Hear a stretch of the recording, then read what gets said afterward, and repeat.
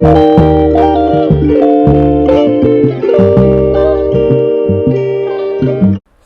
Friends, welcome back to my YouTube channel. ಎಲ್ಲರೂ ಹೇಗಿದ್ದೀರಾ? ಎಲ್ಲ ಚೆನ್ನಾಗಿದ್ದೀರಾ? ನಾವಂತೂ ಸೂಪರಾಗಿದ್ದೀವಿ. ಇವತ್ತು ಒಂದು ಮಸಾಲೆ ಚಿತ್ರಾನ್ನ ಮಾಡಿ ತೋರಿಸ್ತಾ ಇದ್ದೀನಿ. ನಿಜವಾಗ್ಲೂ ನಾವು ಈ ಥರ ಮಸಾಲೆ ಹಾಕಿ ಚಿತ್ರಾನ್ನ ಮಾಡಿದ್ರೆ ಇಷ್ಟು ರುಚಿಯಾಗಿ ಬರುತ್ತೆ ಅಂತ ನಿಜವಾಗ್ಲೂ ಗೊತ್ತಿಲ್ಲ. ಸುಮ್ಮನೆ ನಾನು ಟ್ರೈ ಮಾಡ್ದೋ, ಅಷ್ಟು ಟೇಸ್ಟ್ ಬಂತು. ನೀವು ಒಂದು ಸಲ ಟ್ರೈ ಮಾಡಿ. ಹೊಸ್ದಾಗಿ ನಮ್ಮ ಚಾನಲ್ ಯಾರಾದರೂ ನೋಡ್ತಾ ಇದ್ದರೆ ದಯವಿಟ್ಟು ಸಬ್ಸ್ಕ್ರೈಬ್ ಮಾಡ್ಕೊಳ್ಳಿ, ಬೆಲ್ಲೈಕನ್ ಪ್ರೆಸ್ ಮಾಡಿ, ಪ್ಲೀಸ್ ಸಪೋರ್ಟ್ ಮಾಡಿ.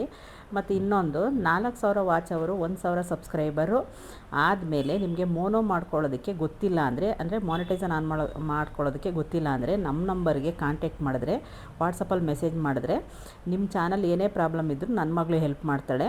ಈ ನಂಬರ್ಗೆ ಕಾಂಟ್ಯಾಕ್ಟ್ ಮಾಡಿ. ಕಾಲ್ ಮಾಡೋ ಹಾಗಿಲ್ಲ, ಡೈರೆಕ್ಟ್ ಕಾಲ್ ಮಾಡೋ ಹಾಗಿಲ್ಲ. ನೀವು ವಾಟ್ಸಪ್ಪಲ್ಲಿ ಮೆಸೇಜ್ ಮಾಡಿದ್ರೆ ನಿಮ್ದು ಏನೇ ಪ್ರಾಬ್ಲಮ್ ಇದ್ರೂ ನನ್ನ ಮಗಳು ಹೆಲ್ಪ್ ಮಾಡ್ತಾಳೆ. ಬನ್ನಿ ಮಸಾಲೆ ಚಿತ್ರಾನ್ನ ಹೇಗೆ ಮಾಡೋದು ಅಂತ ಹೇಳ್ಕೊಡ್ತೀನಿ. ನೋಡಿ, ನಾನಿಲ್ಲಿ ಚಿಕ್ಕ ಕಪ್ಪಲ್ಲಿ ನಾನು ಒಂದು ಇಬ್ಬರಿಗಾಗುವಷ್ಟು ನಾನು ಮಾಡ್ತಾ ಇರೋದು. ನೋಡಿ, ಈ ಗ್ಲಾಸಲ್ಲಿ 2 ಕಪ್ಪು ಅಂದರೆ ಈ ಗ್ಲಾಸಲ್ಲಿ ಒಂದು ಮುಕ್ಕಾಲು ಕಪ್ಪು ಅಷ್ಟು ಹಾಕೋತಾ ಇದ್ದೀನಿ. 2 ಕಪ್ಪು ಬೇಡ ಅಂದರು 1/4 ಸಾಕು ಅಂದರು. ನೋಡಿ, ಇಷ್ಟು ಹಾಕೋತಾ ಇದ್ದೀನಿ ಚಿಕ್ಕ ಕಪ್ಪಲ್ಲಿ.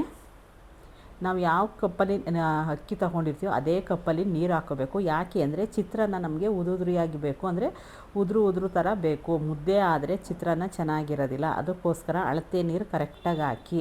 ಆವಾಗ ನಮಗೆ ಚಿತ್ರಾನ್ನ ಮಾಡಬೇಕಾದ್ರೆ ತುಂಬಾ ರುಚಿಯಾಗಿರುತ್ತದೆ. ಸ್ವಲ್ಪ ಮುದ್ದೆ ಆಯಿತು ಚೆನ್ನಾಗಿರೋದಿಲ್ಲ. ನೋಡಿ, ನಾನು ಅಕ್ಕಿ ತೊಳೆದ್ಬಿಟ್ಟು ಯಾವ ಗ್ಲಾಸಲ್ಲಿ ಅಕ್ಕಿ ತೊಗೊಂಡಿದ್ದೆ ಅದೇ ಗ್ಲಾಸಲ್ಲಿ 1/4ಗೆ ಅದನ್ನು ಡಬ್ಬಲ್ ಮಾಡಿ ಹಾಕಿದ್ದೀನಿ. 1/4ಗೆ ಒಂದು 4 ಗ್ಲಾಸ್ ಹಾಕಿದ್ದೀನಿ. ಒಂದು 4 ಗ್ಲಾಸ್ ಸ್ವಲ್ಪ ಕಡಿಮೆ ಅಷ್ಟು ಹಾಕಿದ್ದೀನಿ.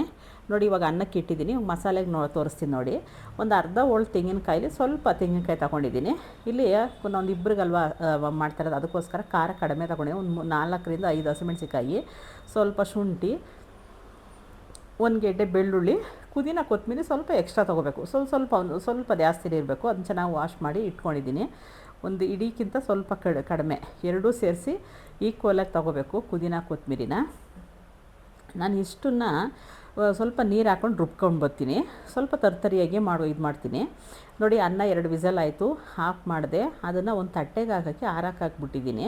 ಇದು ಮಾಮೂಲಿ ರೈಸ್, ಅವರು ಡೈಲಿ ರೈಸ್ ಮಾಡ್ತಾರಲ್ಲ ಅದ ರೈಸಲ್ಲಿ ನಾನು ರೈಸ್ ಮಾಡಿರೋದು. ಇದು ಸ್ವಲ್ಪ ತಣ್ಣಗಾಗಬೇಕು. ಫ್ಯಾನ್ ಕೆಳಗಡೆ ಇಟ್ಟರೆ ಸ್ವಲ್ಪ ಉದುರಿಯಾಗಿ ಬರುತ್ತೆ. ಇನ್ನೂ ಚಿಕ್ಕ ರೈಸ್ ಆಗಿದ್ದರೆ ಮಾಮೂಲಿ ಒಂದು ಜೀರಾ ರೈಸು ಇಲ್ಲಾಂದರೆ ಬಾಸುಮತಿ ಆದರೆ ಇನ್ನೂ ಉದುರಿಯಾಗಿ ಬರೋದು. ಇವರು ನಾರ್ಮಲ್ ರೈಸಲ್ಲೇ ಚಿತ್ರಾನ್ನ ಮಾಡಿ ಅಂತ ಹೇಳಿದ್ರು, ಅದಕ್ಕೋಸ್ಕರ ಆ ರೈಸಲ್ಲಿ ಮಾಡಿದ್ದೀನಿ. ಒಂದು ಕಡಾಯಿ ಇಟ್ಟಿದ್ದೀನಿ. ಕಡಾಯಿಗೆ ಸ್ವಲ್ಪ ಆಯಿಲ್ ಹಾಕ್ಕೊಂಡಿದ್ದೀನಿ. ಆಯಿಲ್ ಸ್ವಲ್ಪ ಬಿಸಿ ಆಯಿತು. ಸ್ವಲ್ಪ ಸಾಸಿವೆ ಹಾಕ್ಕೊಂಡಿದ್ದೀನಿ. ಅದಕ್ಕೆ ಸ್ವಲ್ಪ ಕಡಲೆಬೀಜ, 1 ಸ್ಪೂನು 1.5 ಸ್ಪೂನಷ್ಟು ಕಡಲೆಬೀಜ ಹಾಕ್ಕೊಂಡಿದ್ದೀನಿ. ಅವ್ರು ಜಾಸ್ತಿ ಕಡಲೆಬೀಜ ಇಷ್ಟ ಆಗೋದಿಲ್ಲ ಅವರಿಗೆ, ಅದಕ್ಕೋಸ್ಕರ ಒಂದೊಂದು ಮನೇಲಿ ಜಾಸ್ತಿ ಕೇಳ್ತಾರೆ, ಒಂದು ಮನೆ ಕಡಿಮೆ ಕೇಳ್ತಾರೆ. ಅದಕ್ಕೆ ನಾನು ಸ್ವಲ್ಪ ಹಾಕ್ತೆ. ಸ್ವಲ್ಪ ಒಂದು ಅರ್ಧ ಸ್ಪೂನಷ್ಟು ಸ್ವಲ್ಪ ಉದ್ದಿನಬೇಳೆ, ಸ್ವಲ್ಪ ಕಡಲೆಬೇಳೆ ಹಾಕಿದ್ದೀನಿ. ಅದನ್ನು ಸಿಮ್ಮಲ್ಲಿ ಇಟ್ಕೊಂಡೇ ಮಾಡ್ಕೋಬೇಕು. ಹೈ ಫ್ಲೇಮ್ ಇಟ್ಟರೆ ಬೇಗ ಕಪ್ಪಗೆ ಹೋಗುತ್ತೆ. ಸ್ವಲ್ಪ ಕಲರ್ ಚೇಂಜ್ ಆದಕ್ಕೆ ನಾನು 1 ಈರುಳ್ಳಿನ ಚಿಕ್ಕದಾಗಿ ಕಟ್ ಮಾಡಿ ಹಾಕಿದ್ದೀನಿ. ಸ್ವಲ್ಪ ಕರಿಬೇವು ಹಾಕ್ಕೊಂಡಿದ್ದೀನಿ. ಈಗ ಹಸಿಮೆಣ್ಸಿಕಾಯಿ ಹಾಕೋ ಅವಶ್ಯಕತೆ ಇಲ್ಲ, ಯಾಕೆಂದರೆ ನಾವು ಗ್ರೈಂಡ್ ಮಾಡಿ ಇಟ್ಟಿದ್ದೀನಿ.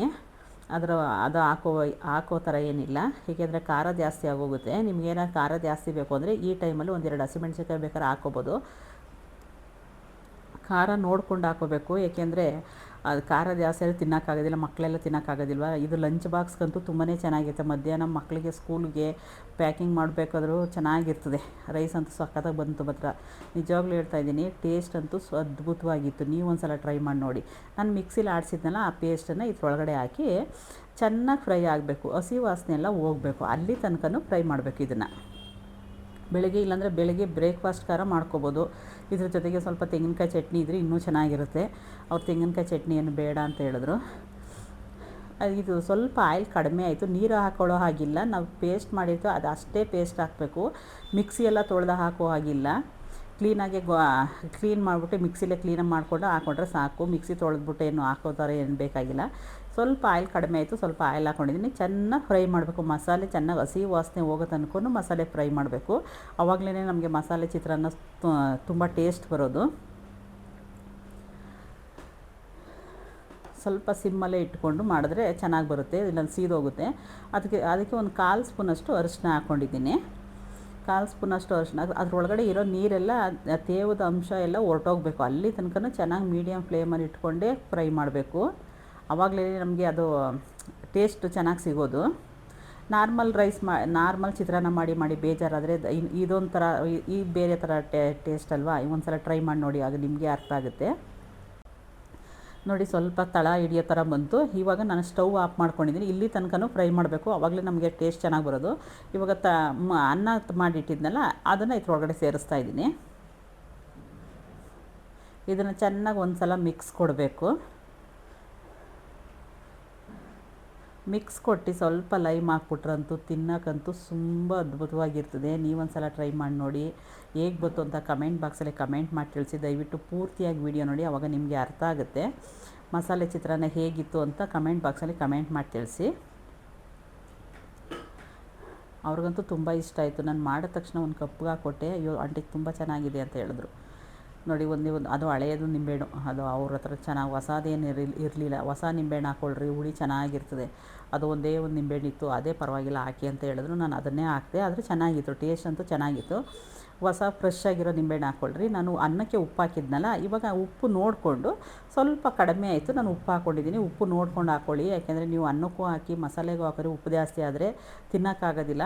ಲಾಸ್ಟಲ್ಲಿ ಉಪ್ಪು ಸ್ವಲ್ಪ ಸೇರಿಸ್ಕೊಳ್ಳಿ. ಆದರೆ ಅನ್ನ ಮಾಡಬೇಕಾದ್ರೆ ಉಪ್ಪು ಹಾಕೋದು ಮರಿಬೇಡಿ, ಯಾಕೆಂದರೆ ಚಿತ್ರಾನ್ನಕ್ಕೆ ಅನ್ನದಲ್ಲಿ ಉಪ್ಪಿಲ್ಲ ಅಂದರೆ ತಿನ್ನೋಕೆ ಸಪ್ಪೆ ಹೊಡೆಯುತ್ತದೆ. ಅದಕ್ಕೆ ಅನ್ನ ಮಾಡಬೇಕಾದ್ರೆ ಸ್ವಲ್ಪ ಉಪ್ಪು ಹಾಕ್ಬಿಡಿ. ನೋಡಿ ರೆಡಿ ಆಯಿತು. ಇಲ್ಲಿ ತನಕ ನನ್ನ ವೀಡಿಯೋ ನೋಡಿದ್ದಕ್ಕಾಗಿ ಧನ್ಯವಾದಗಳು. ಮುಂದಿನ ವೀಡಿಯೋದಲ್ಲಿ ಸಿಗ್ತೀನಿ. Thank you.